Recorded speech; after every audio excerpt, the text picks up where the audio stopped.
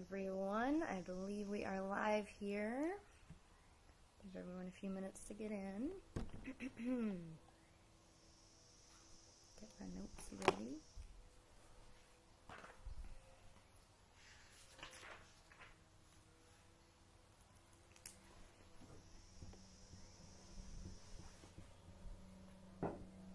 Ooh, there's lots of bugs out here. I don't know if I'm gonna last the whole hour out here. Alright, how's everyone doing? If you could leave your, leave an emoji in the comments so I know that you're watching, that would be great. And we will get started here. I know I've got some people joining us from out east too, so I'm excited to see you guys in the comments here. It's a beautiful day. I could not be outside, or inside rather. I'd rather be outside all day long. So here we are on my front porch. And happy Father's Day to everyone out there. Father figures. Hey, Nancy and Gary. How's it going? Happy Father's Day to Gary. Alright, if you guys are just joining us, leave a comment so I know you're watching. Leave me some Father's Day plans that you guys are doing. That kind of thing. Alright, so we typically have a topic. Today is going to be a lot of campaign special session update, or Capitol rather, special session updates. Hey Dan, good to see you again. We had a great call this morning. Really excited. For those of you guys who don't know, Dan Kessler is running on the B side of this district for the House seat. Incredible candidate. Can't wait to work with him in the legislature. He's awesome. So, and then Arlen Brinkmeyer is the one running on the A side. So, if you guys have any questions about them, I will direct you to them. Happy to connect you. So let's start with some kind of negative stuff before I go on a big rant about what happened at the Capitol this week, and then we'll end with some more positive Carver County stuff and campaign stuff, and a little special surprise at the end. So the first thing, the COVID-19 update. So right now, today, we are up to 32,920 confirmed cases in the state, 1,380 deaths, and 900 confirmed cases, 294 cases in Carver County confirmed. So the models now, which please keep in mind that those are all kind of fluctuating. So those models, what goes into those is a lot of extrapolation of data and educated guesses. So it's not an exact science. So originally, when we were first kind of shutting everything down in March, we thought the spike was going to be June-ish, and now we're looking at the spike to be about mid-July, mid to end July. So we're still creeping up. We're still on the uptick. Everyone that wants to get tested should contact their local testing facility. I think 212 in Chaska is the only one in Carver County at the moment. You can find more information on that on the Carver County website or the mn.gov/COVID-19 website. They're expanding testing a lot more. A bunch of my friends that were at the protest downtown and helping clean up afterwards all went and got tested. There are certain sectors too where if you're working in a certain sector, you can get your test back a little quicker if you're kind of a public-facing sector. Looking forward to working with you in the 2021 DFL-led Senate. I can't wait, especially after this week. We'll get to that. So yeah, testing is on the uptick. We're trying to expand as much and quickly as possible. The serology test, so that antibody test, is still not quite up to full rollout where we need it to be. But I know that the U of M and Mayo and I think several private companies too are working on a better version of that. So we can get that out to the public as quick as possible. I can't wait for that one. I'm really looking forward to making sure all 4 of my family members, myself included, are tested with that serology test, so we can kind of make a plan as to how to get slowly but safely out of quarantine. So I think I'm on day 100 of being in quarantine. I've only left, a handful of times for the grocery store, and then the one time I did volunteer at the produce drive that was organized by the Carver County government. Super fun. I think we served over 500 cars during that time, and they were supposed to have another one last week. It got rained out, or stormed out rather, on Thursday, so they will be having another one. I'll keep you guys updated on that. That was super fun. But anyway, so yeah, getting back to the quarantine. Of course, you all know my mom is really immunocompromised, so we have to be incredibly careful on slowly opening and getting back out there. I know some people are a little less cautious and can afford to be, and that's fine. One thing I do want to stress a lot, and everyone here should also tell all of their friends and family and neighbors and everyone, that you should wear a mask. You should. So I saw some funny tweet that was, at best, if the experts are right and we're wearing our masks, we're decreasing our risk of infecting people by, 50%, whatever it is. At worst, if the experts are wrong, which I really don't believe they are, if they're wrong, at worst, you're wearing a mask. Like, you have a piece of fabric over your face for a little bit. It's not a big deal. I know a lot of folks that are working in the service industry right now and starting to get back to work slowly but surely. Small businesses, like restaurants and bars around here, are hurting for staff. They are hiring because there's so many of us that have bartended or have served or been a host or hostess that are afraid to go back because people are not wearing their masks. So it's just such a easy act of kindness. Even if you don't believe in the science and you think you're fine and you don't care if you get sick or whatever it is, even if that's the case, that wearing a mask around someone who's in the service industry, who's working, who they believe is risking their lives, I would believe that, I do believe that, to serve you your meal or your drink, that act of wearing a mask is just an act of kindness. We're helping you out. I care about you. I care about this community. So every time I leave, I have a couple in my car. I just throw them on. It's easy, It's just a really simple thing that you can do to show your community that you care about them. And it would certainly make people like me and my family and, those of us that live with someone who has a compromised immune system or is older or they're maybe caretakers for their aging parents or something, that's going to make them feel better. So why not? Why not do it? Simple, easy, and I know you can find some for sale at very low prices on all of the marketplace websites on Facebook, Smiling Olive in Chaska. I know there's a bunch of small businesses around too that are selling them. So homemade, and I talked to one woman who had bumped up the production of Twins and Vikings printed ones because the men were requesting less flowers and butterflies and more sports related. So I know that's a consideration too. So you can find them, wear them, super easy. I think it's really interesting, Minnesota interesting, that it's been politicized. So it's showing, not wearing a mask is showing that you're like owning the libs or whatever. It's so silly to me. It shouldn't be a politicized thing, as many things that should not be. But this is such a simple, easy one to just do it. All right, that's my rant about masks. So let's move on to what happened at special session this week. So this past week, we had special session called by the governor, and staffers were expected to work. We, of course, are also working from home. The legislators had to be there at the Capitol, or at least in St. Paul, and they're voting by phone. So they call in and they're unmuted to vote and that kind of thing. And then you can also be in the chamber, with a mask and socially distance and all that. And there's been, most people have been very respectful about that, keeping their social distance and that kind of thing, and protecting staff that have to be there. So it's really, I'm trying to find nice words to put what just happened. So we were called, or the legislature was called back into special session by the governor with the intent of doing three things, right? So police reform, or criminal justice reform, however that might look, which the entire nation is watching us right now, and watching to see what we do on that. The second was the Federal CARES Act funding. So we got a chunk of money from the federal Congress to distribute amongst cities and counties in Minnesota, and the legislature needed to make a plan for how that was done. The third was the bonding bill that they failed to do during regular session.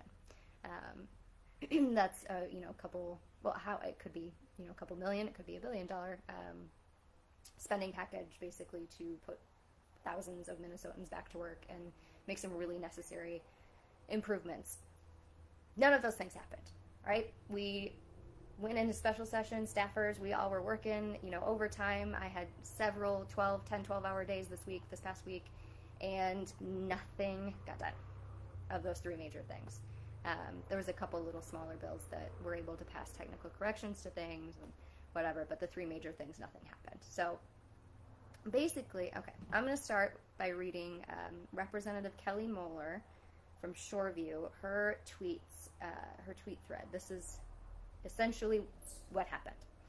She said, "I am beyond frustrated that the Senate walked away from the criminal justice reform. The media needs to report on what actually happened this special session. First of all, the Senate majority announced an arbitrary session deadline of June 19th. So session started on June 12th, and the House worked around the clock to meet this arbitrary deadline. Two, the House held multiple committee hearings on criminal justice reform measures. I personally had about 14 hours of committee hearings on the bills, an 8-hour floor session, and probably 15 plus hours spent on meetings, bill draftings, and preparation. Chair Mariani and Chair Moran, other members of the Posse Caucus, that's the People of Color and Indigenous Caucus, and the legislature spent even more time. The Senate had no official committee action. They had one informational hearing that lasted less than 3 hours. During our 7-hour hearing last Saturday, the House heard from numerous community members and stakeholders. In the past 2 years, the House considered many of these bills and took testimony from a lot of people. The lead in the Criminal Justice Committee and Public Safety Committee in the Senate was not interested in hearing these proposals. The House bill was led by members of the Posse Caucus, and that leader of that caucus in the Senate, the chair of the Senate Public Safety Committee, did not even consult with members of the Posse Caucus, who have been leading the way in these issues for decades. The Senate majority made an offer that the Posse Caucus members and many, many others did not support because it didn't do enough. The House made a counteroffer before midnight to the Senate's proposal. The Senate adjourned at 5 a.m. without responding to the offer. The Senate majority rejected Susan Kent, the minority lead in the Senate, her motion to recess and come back to work next week. Tomorrow. On criminal justice reform and other bills. The Senate majority quit on Minnesotans. That is the best way that I can describe it. And I've seen a lot of tweets that are saying, they took their ball and went home. And it just blows my mind, and I have really I'm having a difficult time finding words for how upset that makes me. So we, taxpayers in Minnesota, are paying these people. We're paying our legislators to do a job.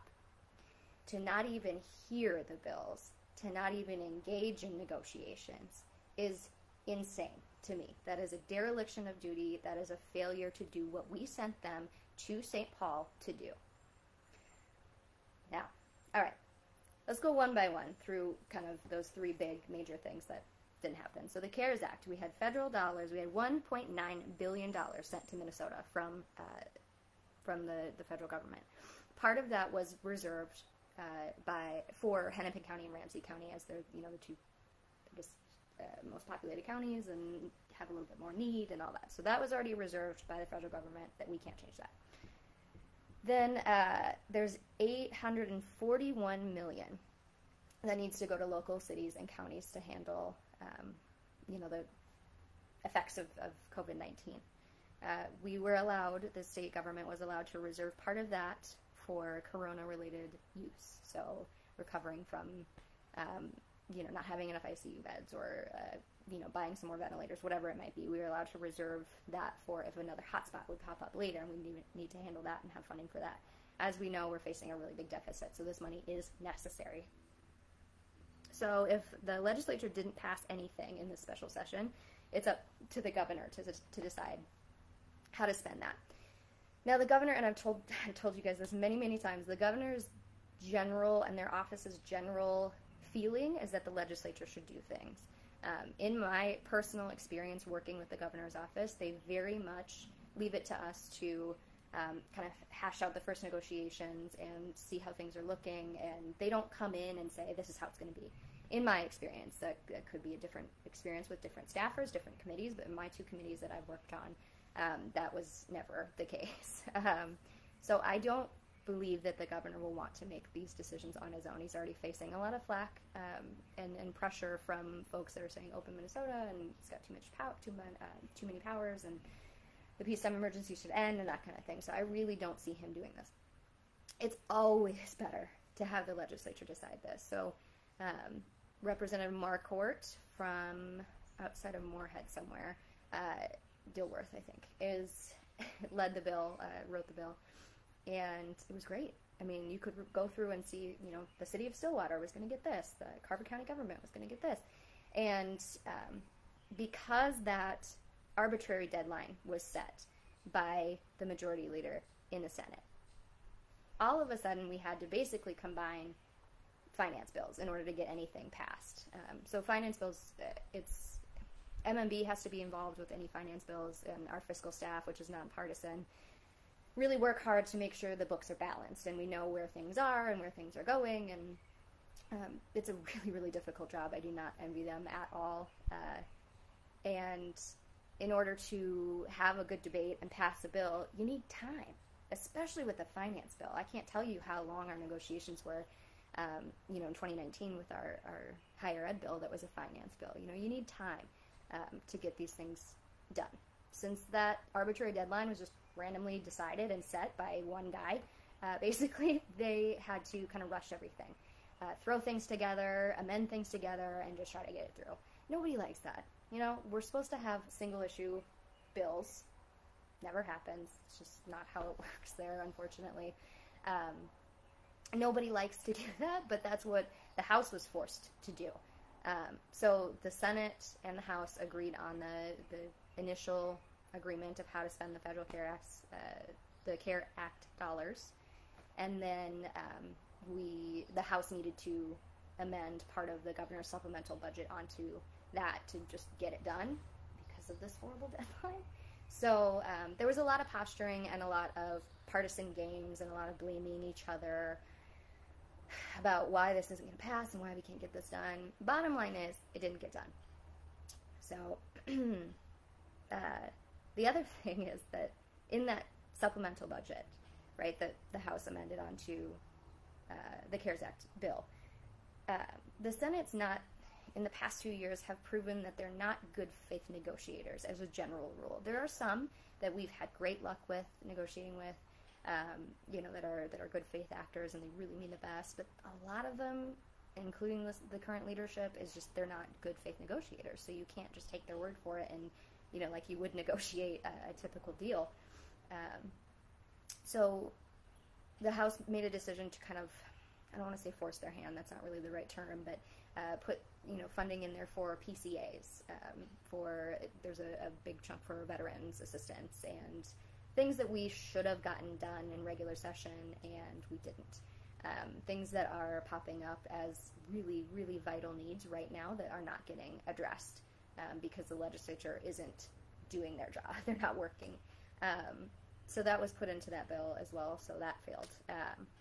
So the second thing, bonding, just some background on how this works. So bonding, so cities and counties, or basically any entity, but it's mostly cities and counties, can submit a project through MMB. It's vetted through MMB, and then the different committees and the governor's staff can go tour. They set up their own tours to go see what is the highest need, where that might be. So in higher ed, for example, there was the University of Minnesota and Min-State systems both had 2 bonding requests to improve, or their HEPA requests, Higher Education Asset Preservation, to fix up some buildings. And we heard stories from students in committee. We heard stories that students are trying to learn, very high-tech medical stuff with a ceiling that's dripping and falling in on them, and it's not sanitary, and things like that. Bemidji has a water treatment plant.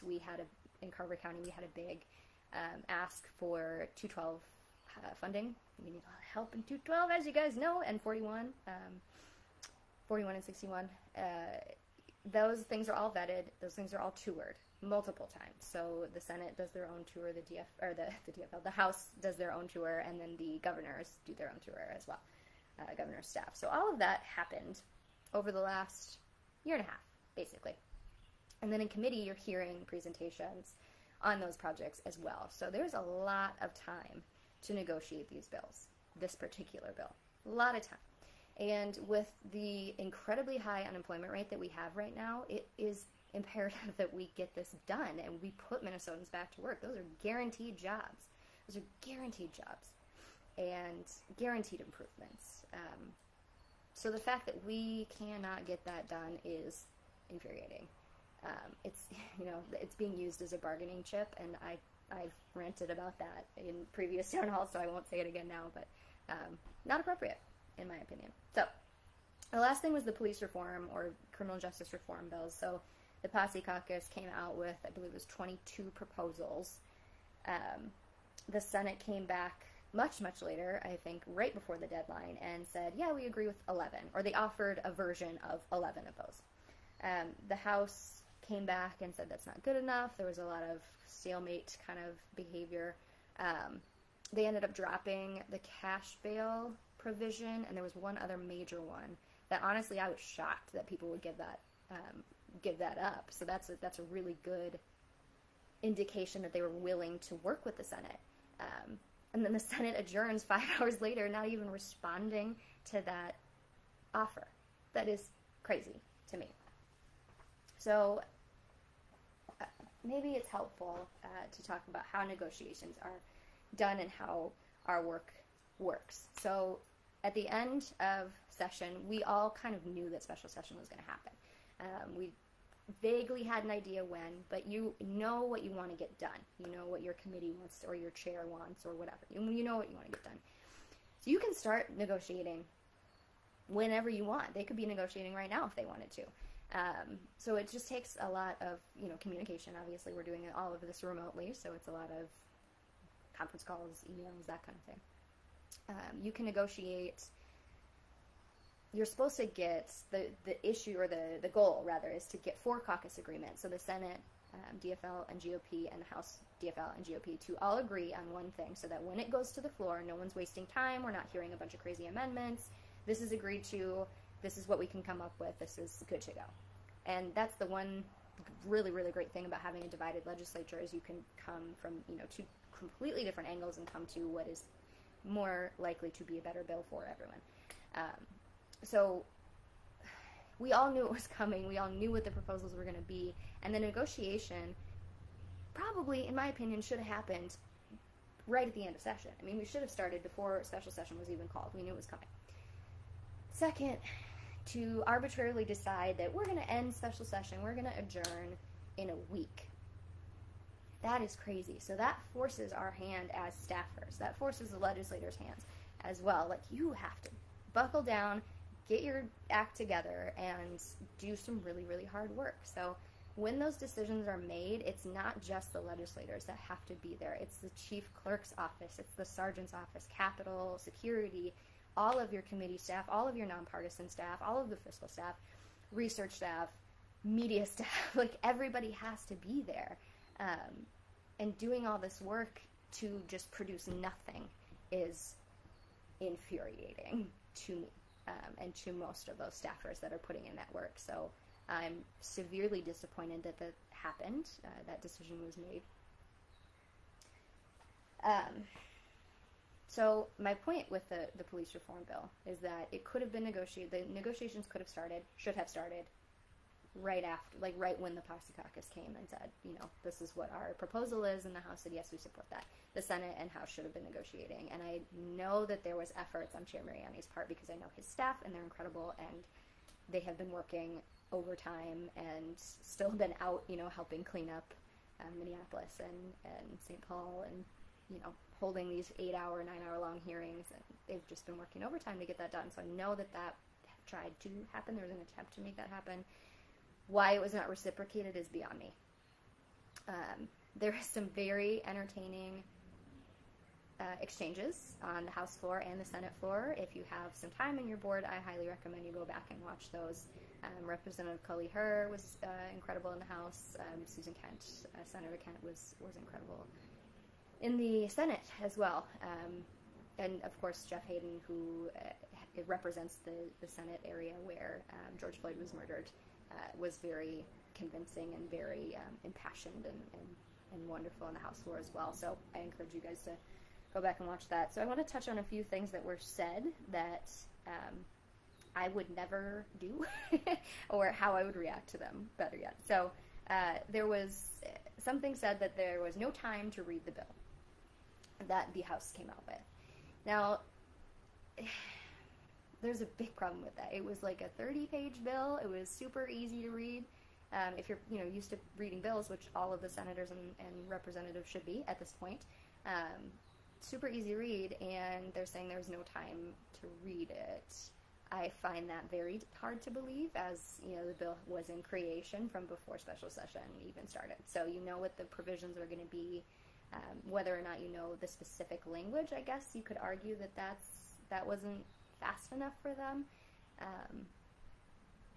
I don't know. I have a hard time believing that. There was a lot of posturing between the two parties saying, this party will never do this. This party will always do this. Well, if we put this in there, they'll never agree to that.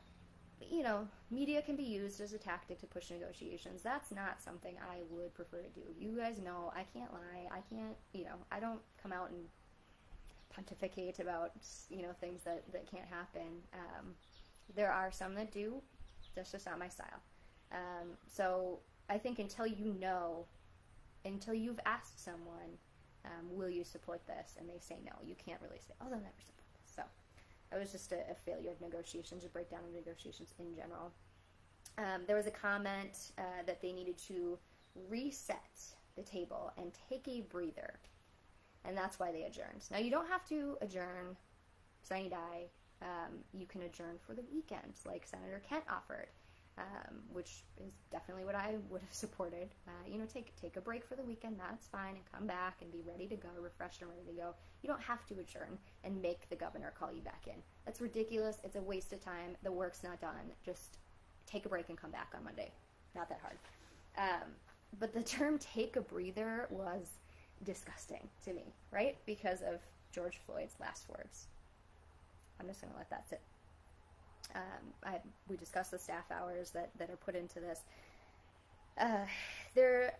A lot of representatives and senators take very good care of their staff. A lot of them are wonderful. I've worked with some really, really great people that are really, even apologetic about how much work we have to put into this, but that needs to be a consideration in these political games that the leadership is playing, of how much time and effort your staff has to put into this. One thing I do want to mention too is I helped organize a legislator tour of the damaged areas in Minneapolis and St. Paul. One of the representatives I work for was helping one of the other representatives who represents those areas set those up. So we sent 30-some people to those areas. I didn't get to go, obviously, but a staffer went in place of me. That was not a media thing. We didn't invite, I personally did not invite media to that, which typically you would in like a town hall situation. You make sure the media knows about it. Media was there, and there were several members who declined to be interviewed and declined to take photos because they were there to observe. They were there to take everything in and talk about, recovery with the business owners and the local people that live there. There were some that took the first opportunity they could to get in front of a camera and get in front of the, distribution, like supplies and food distribution line, and be interviewed. And then some of those interviews and some of those opportunities that were seized were brought up on the House floor. And I went here and I saw this and blah, blah, blah.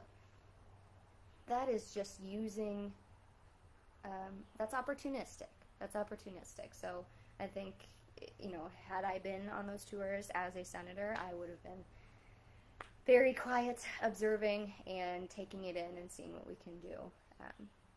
I'm just really, really disappointed that was taken advantage of and used later. There are a lot of conversations right now. We're getting a lot of emails. Actually, I probably shouldn't say that, but that the governor's emergency powers should end. Here's the thing with that. If we don't have a plan in place in order to end the emergency powers and recover, like the moratorium eviction, exceptions for mental health, telehealth, just so much. I think I talked about this last week, actually, so I won't go back over it again. If there's no plan in place to end the governor's emergency powers and be okay with that, then we shouldn't end the governor's emergency powers. I don't see the disconnect there with that argument. The only way we can do that is if we're working, if we're in the legislature and we're working. Okay. I will say also there is a heightened level of crime that happens after periods of unrest, like what's happening now. So, like the shooting that happened in Uptown last night, that's not uncommon for something to just continue. I mean, the Ferguson protests last, I think, a month, maybe longer. I mean, this unrest and this uneasiness is not going to slow down or stop until the legislature gets back in and does their work. There was one comment I wanted to bring up on here because I know I'm going to get responses in the comments here. There was a senator who said that Walz owed the suburban moms an apology because they're scared. Now, my mom is the sweetest lady in the world, and she never, ever talks, like, bad about anybody. She hardly gets mad about stuff. She's a very, very kind soul. I told her that, and she got mad. And there, I guess, was a hashtag on Twitter, I'm a suburban mom, and blah, blah, blah. I'm not scared, or I'm mad, or whatever. I saw a good one that was, when George Floyd called out for his mom, the suburban moms responded. We out here are not a scared people. Were we for those couple of days? Sure, I'll admit it. I was too. I was nervous when there's a National Guard truck parked a mile and a half down the road from my driveway. Of course we're nervous. But to say that it's kind of a dog whistle, you guys, this like suburban, mom image evokes a very specific image, and to say that those folks are scared, I think, was really disingenuous and really not accurate. I've talked to a lot of suburban moms that are not scared. So if you are a suburban mom and you want to comment on that, leave it in the comments and I'll read them. So here's the last thing I'll say, and we'll end this big rant that I'm on here. You can't come to a deal. I appreciate that they were very far apart, the House and the Senate were very far apart on their police reform deal. They were kind of far apart on the CARES Act deal. The bonding bill, very far apart. You can't come to an agreement if you are not there doing the work. You can't offer things and respond to things and reach this middle ground that I know we can reach because I've done it, because I've already been involved in these negotiations. I've seen it happen. You can't do it if you're not there putting in the time. And that the fact that we elected these folks to go there and put in that work, hear the bills, vet the bills. A committee chair can hear a bill and not pass it. That's a possibility. You can do it pretty much whatever you want as a chair. To not even try at negotiations is really, really upsetting, and it's not working. I tweeted, a Senate that is not working for us. Period. End of story. So, I just, the term take a breather and it just drove me crazy because I've always been the person to just work and work and work and work. I enjoy myself too. I do yoga every day and, go on trips and see music concerts and whatever, but I've always been the person to just put in the work, and you work until it's done. I've never ever in my life had a job that was 9 to 5, and you start now and you end now. This is probably the closest thing I've had to it, and honestly, I just ignore like the typical time because you just have to get the work done. That email has to go out. That person has to be responded to. You do it. When I was training horses, I would wake up at 3:30 every morning when I was in Illinois. 3:30 every morning, go work out at the gym, change at the gym, go right to my barn, work until maybe 7 p.m. at night, and then go home and do it all over again. That's just what was required. So someone that is shying away from doing the work is not somebody that needs to be there. I understand needing rest. I understand needing breaks. Take care of yourself in order to be a better legislator and in order to be a better negotiator. Totally get it. And that's possible. You can always recess a committee. You can always recess negotiations, come back in an hour, come back in 3 hours. I've slept at the office before. I've sat outside a legislator's door to make sure that people didn't knock on her door when she was sleeping, catching a nap after 48 straight hours of negotiating before she had to go present on the House floor with a speech that I wrote her. I mean, there are ways to get the work done. It's hard. Being a legislator is really, really hard. But you know that going into it. You know what you're signing up for. Maybe it's just me because I worked there for 2 years now, but, you know, you put in the long hours and you don't shy away from the work in order to get it done. So I have always said that I am a do-something person from the time I was a very small child, and right now I'm a get-it-done, do-it person. This kind of political games and this back and forth and blaming each other and, you know, stepping out and not doing the work. I mean, basically, yeah, the Senate took their ball and they went home, and that is not a Senate that is working for us. So I'm really, really looking forward to getting there and making sure that that work gets done. I am never going to walk away from I am never going to walk away from a negotiation until it is done, absolutely done. So you can count on me for that. I'm always a do-something person. I am not afraid of hard work. I'm okay with a little bit of sleep. So, you know, those late nights on the House floor and Senate floor, that's a normal thing for me. So I will make that promise to you guys now that I am not afraid of some hard work, and I'm not going to walk away. When there's a job to do, when your taxpayers and your voters sent you there to do a job, you do your job. I don't know. That's how I was raised. So, all right, let's swap directions here and get a little more positivity, or you guys are going to have me ranting for another hour on that topic. So let's go with campaign update. So you will go to the Senate with so much accumulated knowledge. I can't wait for you to join the Senate. Thank you, Nancy. I appreciate that. I can't wait to go there either. You know, I know how the sausage is made, basically, so I know how to get it done, and I can't wait. You know, when I entered this race in September, I entered because I've told you guys this story a million times because of my mom's health care and how exorbitant costs are making people choose between buying groceries and paying their healthcare bill, or, you know, buying medicine or whatever. The climate crisis that no one's really doing anything about, fully funding public education. Those are the things that initially got me to run. Now, having worked in the legislature for 2 years and seeing how everything is done and seeing where it can change, I'm not gonna lie, there was some moments this week where I was like, wow, what are we doing? What are we doing here? But I realized that it's so necessary to make that change, and I'm so much more motivated now, having seen a complete breakdown of the legislative process, that somebody needs to get in there and fix it, and if that's me, great. Sign me up, let's go. So I really appreciate that. Thank you.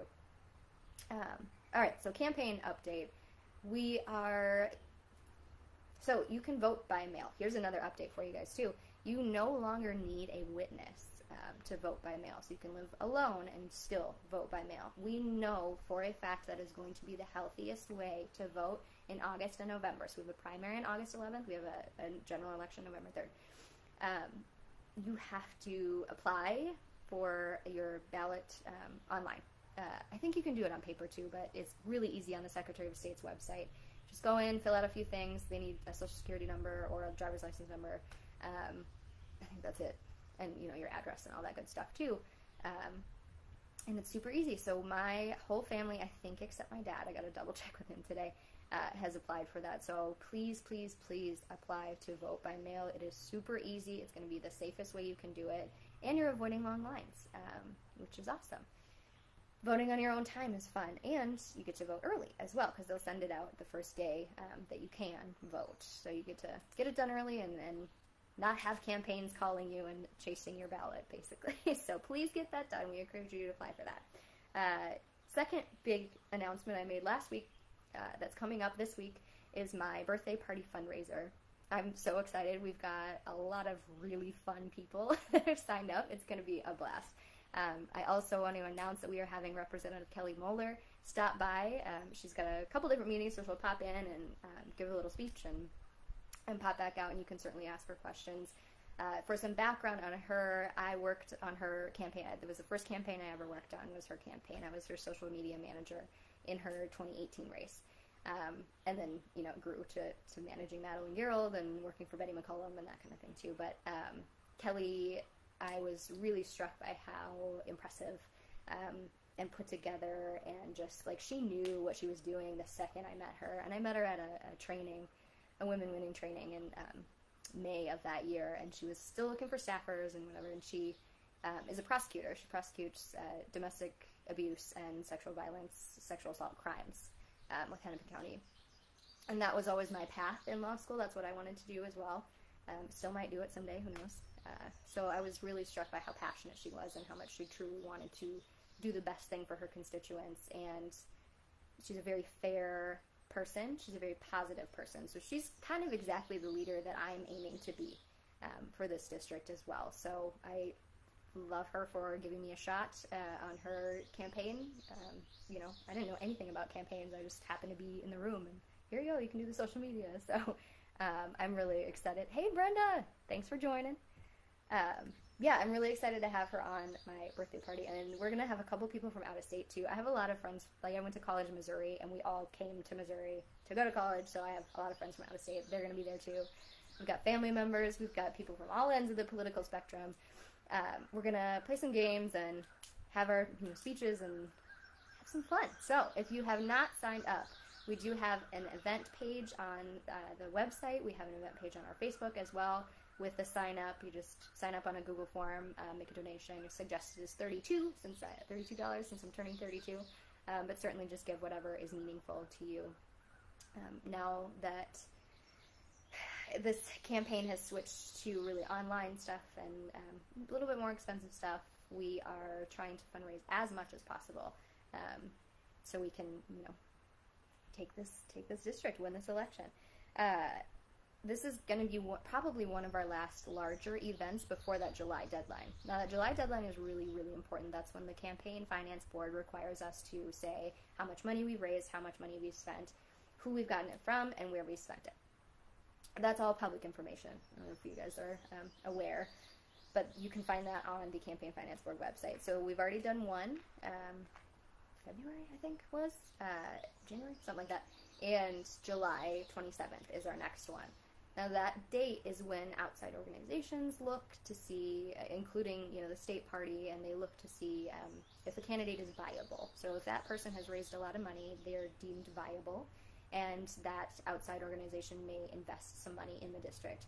We know for a fact, based on history, that the Republicans do a lot here. There's a lot of outside money that comes into this district from that party, and that's some more conservative-leaning, not so independent organizations spend a lot of money here to get their folks elected. I'm a pretty unique candidate out here, so this is a new endeavor for anyone with a D next to their name. You know, within the past few years, we've had a lot of influx and bumping up of campaign and political organizing and events. This deadline is going to be so important to prove that, you know, we can win. We have a lot, you know, organizations that are going to spend money don't care how many views you have on Facebook or how many calls you've made. They care how much money you've raised. So this is kind of our last big push to what is considered a lot of money. That is a great question, really great question. It depends on the district, and it depends on past history of the district. So our limit this year with the primary now is a little bit more, I want to say 120, 130, something like that, is your max. So originally, before the primary was announced, we had our limit was 108,000, so we can raise and spend 108,000. Do we have a fundraising goal by the end of July? Ooh, good question. I know what I want in my head. Yeah, but I haven't vetted this through the team, so maybe I shouldn't say it, but we do. There are other similar districts and similar campaigns that are right around the $30,000 mark right now. We are not quite there yet. We're getting there, but we're not quite there yet. So I would love to see 30 by the end of July. How can I get a lawn sign and t-shirts? Yay! Okay, that was next on my list. Thank you. So we have a lawn sign sign up on the website. If you go onto the website, Addie4mn.com, and you scroll down a little bit, it should pop up. And you can sign up to get a lawn sign. If not, there will be a button on the top as well. We're still trying to figure out how to make it look pretty up at the top. But please, please, please put your orders in now. We want to have a big burst of them go up when we order them. So we are in the process of getting those ordered. So please get your orders in or your requests in. there. There will be, I can't remember if it's on the lawn sign, and maybe if my web manager's watching, she can tell me. If the t-shirt sign up is on the volunteer page or the lawn sign page, I can't remember. It's on one of those, but you can definitely ask for a t-shirt. You'll have to email me and tell me what size you want. We are requesting a donation for either a lawn sign or a t-shirt or both, just to cover the cost. You know, as I've mentioned, these things are very, very expensive. You know, lawn signs are incredibly expensive, t-shirts even more, and I work through a union printer, so the prices are a little bit higher, but I won't have it any other way. I love this printer that we work with. So we request a donation, and would really appreciate it. That goes really far. And I have to order in bulk, so that helps too. Addie will need money to flip this district. Sign up for her birthday party fundraiser. Share with your friends and neighbors. Yes, thank you, Tracy. Please, please, please share it with your friends and neighbors. Like I said, we're going to have a great, I know Tracy's going to be there. We're going to have a great time. I can't wait. I don't even think I had a birthday party last year at all. My 30th birthday was fun, but I was traveling by myself. So this is totally different. We get to have a real party. I'm pumped. So yes, please share it. We want as many people on there as we can. Okay, so July deadline, said that. Okay, volunteer organizations, opportunities. We got a new, I hope she's okay with me saying this, a new volunteer coordinator, Nancy, who is incredible, and I'm so excited. So we're going to be doing a lot through her. So if you are interested in volunteering, we have different events that we're trying to plan, and a lot of phone banking right now and text banking and that kind of thing. For now, but if you have creative ideas, we need them. Bring them on. You know, sign up to help us on the website. There is a volunteer tab there, and you can sign up. You get added to our email list, and Nancy will get a hold of you as well. We need creative ideas. This is a really difficult time to campaign, and it's never been done like this before. So if you have an idea, if you have some, you know, marketing experience, event coordination, whatever, give us a call, sign up, send us an email, text me, whatever, and we will get you set up. Eventually, maybe not right at this second, but we will need a ton of volunteers on the phones. A ton. There is so much, so many calls and so much data we need in order to get this done. And I am just one person. Our team is just a few people. We can't do this without you guys. And it is more powerful coming from, you know, I can call someone and say, I'm running for office and this is why, and let's talk about, you know, what keeps you up at night. It's a lot more powerful if it's somebody you know and you can say, I support Addie and here's why. So continue to have those conversations with your friends and family and neighbors, but join us on the volunteer team and you can have even more. And it's always, you always get, maybe I shouldn't say always, most of the time you get at least one conversation that just like is mind-blowing and really exciting and fun. I'm the kind of person who, if I have like door knocking, for example, if I have a bad door, somebody slams the door in my face or, you know, says something rude to me, I won't quit until I get another good one. You know, even if it's the end of my shift and I'm done, like I want to get another good one. I'm the same way on the phones, but there's always one. There's always at least one, and it's some of the most entertaining and fun conversations that you'll ever have. It's not always about politics. Sometimes it's about, I had a really great conversation with a guy about bird feeders. Who knew? I don't know. We didn't agree on a whole lot. He wanted to talk immigration, and the state senate doesn't really do anything with immigration, so we ended up just talking about dogs and bird feeders, and it was really fun. So sometimes you have those great conversations too. So I just spoke with Lois Klobuchar, Amy's stepmom, Amy Klobuchar's stepmom. Okay, that's amazing. You'll have to tell me how that went. I bet she was super nice. I can't wait to hear it. See, you could talk to famous people too. So join our team, and we'll get you set up to have a good time and help us win this election. And we can do it, guys. We can.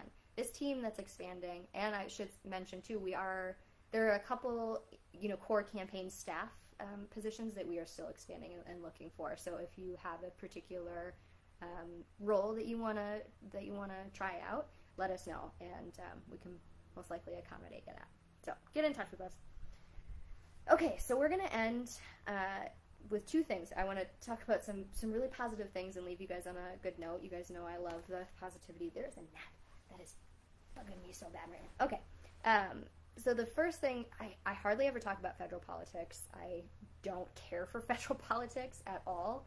I've mentioned before that I got a job offer in DC and I didn't take it because I don't want to go there. I want to stay here and do state politics and represent my community that I was born and raised and grew up in. You know, I hate federal politics, but there are a couple good things that happened on the federal level this week amongst many, many, many, many terrible, awful things that happened. So this week, the Supreme Court, you guys know I'm a big constitutional law nerd, love the Supreme Court, voted to make it illegal for someone to be fired because they're a member of the LGBTQ plus community. That's a huge win. That's amazing. You can't fire somebody for being gay. That's amazing. I have two very close friends, two best friends. One of them is a gay man. And just hearing the stuff that he's had to go through and be worried about and think about, it's shocking. So this was a big win for people in that community, and I'm so excited.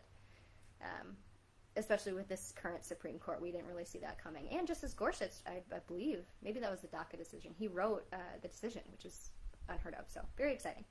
All right, Carver County, positive things. I want to give a shout out to Taylor Hubbard, who is a city councilwoman on the Chaska City Council.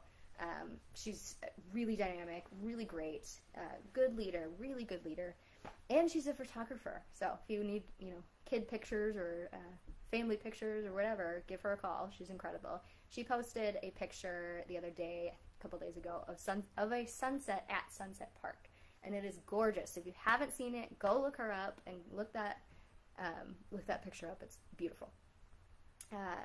Randy Maluchnik, my good buddy, has announced, I saw his post, but Carver County government announced that Highway 41 is opening on June 28th. Yay! No more limited construction there, so we're going to open 41 on June 28th. Very exciting, long time coming. Good chance also to mention that we still need infrastructure funding. We do. 41, 61, and 212 are a mess, and we all know it, and we all need some funding to help out, so that's one of my things I should talk about more, that, we really need improvements out here, and we're not getting them, so. Taylor is fantastic, my city council member, and a great photographer, yes. I have met her a couple times. This is Taylor, talking about Taylor again. I've met her a couple times and just had great conversations every time, so I love seeing folks like that love to do their jobs and they're really impassioned in elected official positions. I think that's just the greatest. This kind of stalemate people that just run because they want their name on the ballot, or people that just want an office because they want to be elected. They don't actually want to help. They don't actually want to change or do anything. It's just exhausting and not what we need. So to have people like Taylor in local government, incredible. And we need more of it, for sure. Yeah. All right. Number 41. Okay, the Chaska Police Department had a meeting, and I know some of you guys in the comments were at that meeting, to talk with the new chief, Ryan Seabird, I believe is his name, to talk about what they could do to be better, basically. And one of the suggestions made there, from my understanding, was to have their announcements, whether it be on social media or the website or the paper, be in multiple languages. We know we have a huge Latinx community in Chaska. Spanish is likely their first language. I know we've got an Eastern European out here. Sure, yeah. So that's done, and that's really exciting. All right, one more thing, and then I'm going to go to my special guest here. So the Chaska PD community conversation that they're going to be having on Wednesday, they announced it in English and Spanish. And it's a little thing that means so much to people, and that's so great that we're making those decisions. And then the last thing was the Little Pantry. I just saw a post this morning that the Little Pantry in Chaska, I think by the Moravian Church, was filled with food, and a restaurant had made a delivery there. So just taking into consideration, taking care of each other is awesome. So, all right, come on, sit here. So since it's Father's Day, I brought my dad. This is my dad, Scott, the libertarian. We always joke that you're a libertarian. So we're going to end today, Tracy, Latino Voices and Roar Behind That Push with the Chaska Police. That's amazing. That's the kind of work, I'll explain this later, but that's the kind of work we need to keep doing, and we need to keep lifting up those voices like Latino Voices and Roar. So thank you guys for doing that. We're making improvements, and it's so cool. All right, couple dad jokes. Since it's Father's Day, we're doing dad jokes, kids. All right. Do you remember that time we went camping? It was. I do. It was intense. Get it? Intense. All right. How do bears catch fish without a pole? They use their bare hands. All right. Did you know that milk is the fastest liquid on Earth? It's pasteurized before you even see it. All right. What's your favorite one? Oh, those were good jokes. Happy Father's Day, everyone. I'm a very proud father. And fatherhood's the best thing that ever happened to me. It's an honor to support my daughter. One of typically the conversation around fathers, dad's jokes was to keep it kind of short and don't bring them up very often. So these really are strange times in which we live. But my favorite one was a horse walks into the bar and the bartender says, "Gee, fella, why the long face?" All right. I love dad jokes. I love puns. He's told that one since we were kids, so I made him come on and tell it to us. Happy today. Father's Day, everyone. All right, you guys, get in touch. Thanks, Dad. Get in touch with me if you need anything. Keep submitting those questions and signing up to volunteer and make a donation if you can. Take care. Have a good rest of your day, and we'll see you next week. Next week is Climate Crisis Day, so please spread the word about that. I'm trying to get a special guest on for that. So, all right, thanks, guys.